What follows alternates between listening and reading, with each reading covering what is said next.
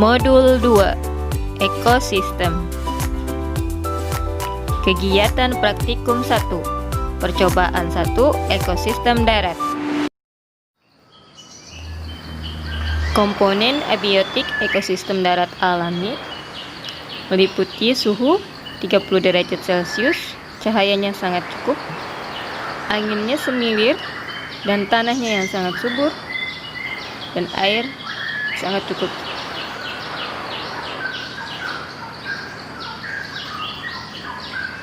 Komponen abiotik ekosistem darat alami seperti jenis tumbuhan, pohon damar, ada pohon randu, pohon akasia, pohon meranti, pohon pinus, dan lain-lain. Dan jenis hewan, ada burung, berbagai jenis burung, monyet, ular, harimau, rusa, dan lain-lain. Ekosistem darat buatan meliputi komponen abiotik, suhunya 27 derajat Celcius, anginnya semilir, tanahnya kering, air mengalir sedikit, cahayanya sangat cukup.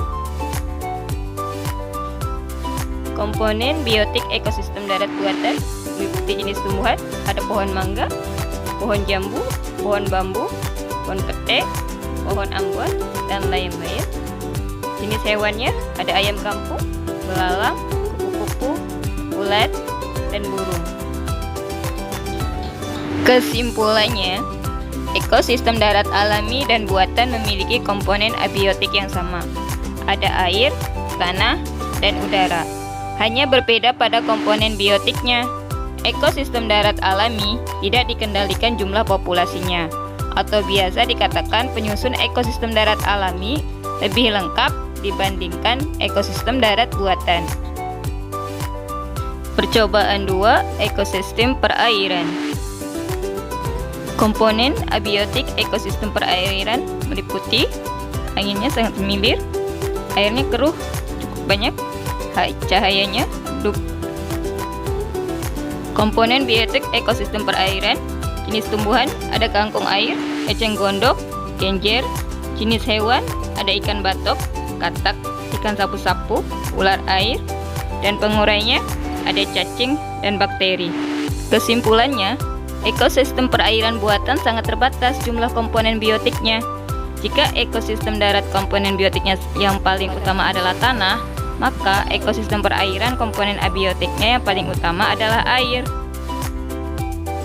Percobaan 3. Rantai makanan, jaring-jaring makanan, dan piramida ekologi. Rantai makanan 1. Ekosistem darat. Padi, tikus, ular, elang, pengurai. Pada contoh tersebut, maka padi adalah produsen yang mampu menghasilkan makanan sendiri. Selanjutnya, padi dimakan oleh tikus, maka tikus menjadi konsumen 1. Tikus dimakan oleh ular sawah, berarti ular sawah menjadi konsumen 2. Setelah itu ular dimakan elang, maka elang menjadi konsumen 3. Saat elang mati, ia kemudian jatuh ke tanah dan diuraikan oleh bakteri. Fungsi bakteri di sini sebagai pengurai atau dekomposer. Dan berikut contoh lain rantai makanan di ekosistem sawah.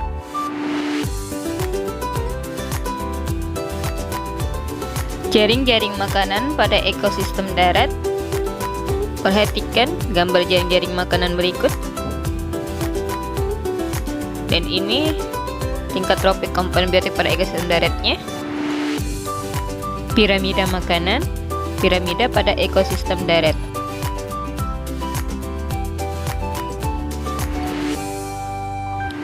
Ini ekosistem perairan.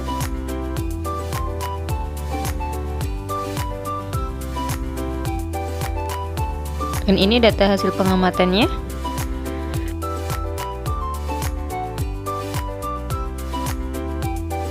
Jadi kesimpulannya, dari pengamatan dan data yang diperoleh dari percobaan dapat disimpulkan bahwa di dalam satu ekosistem terjadi interaksi antara individu satu dengan yang lain dalam proses makan-dimakan.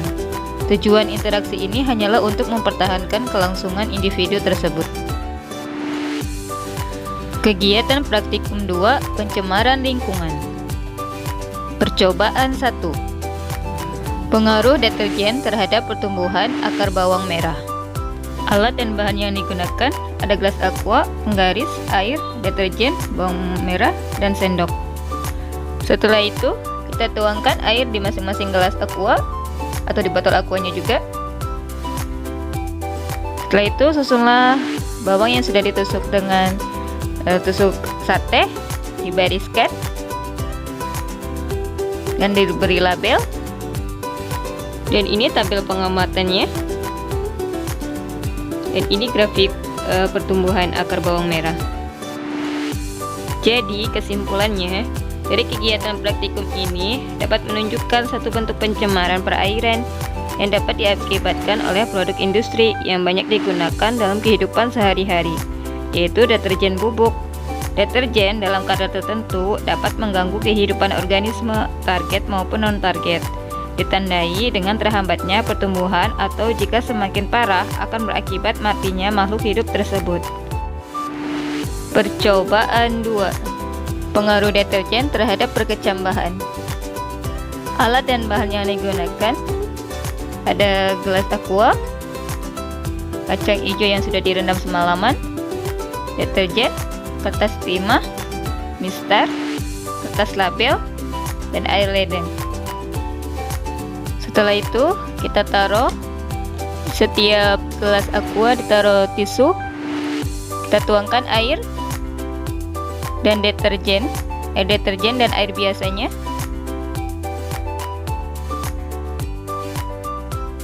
Jika sudah selesai semuanya, ditutup dengan kertas timah, kita masukkan ke kardus, kita diamkan.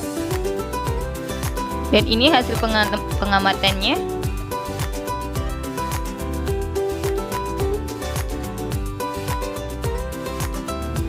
Dan ini grafik perkecambahan kacang hijau. Kesimpulannya, dari percobaan tersebut dapat disimpulkan bahwa kecambah pada kadar konsentrasi rendah masih bisa mengalami pertumbuhan, walaupun memiliki hambatan. Namun sebaliknya, pada konsentrasi tinggi, kecambah tumbuh namun tidak mengalami pertumbuhan dan terhambat, yang pada akhirnya kecambah akan mati.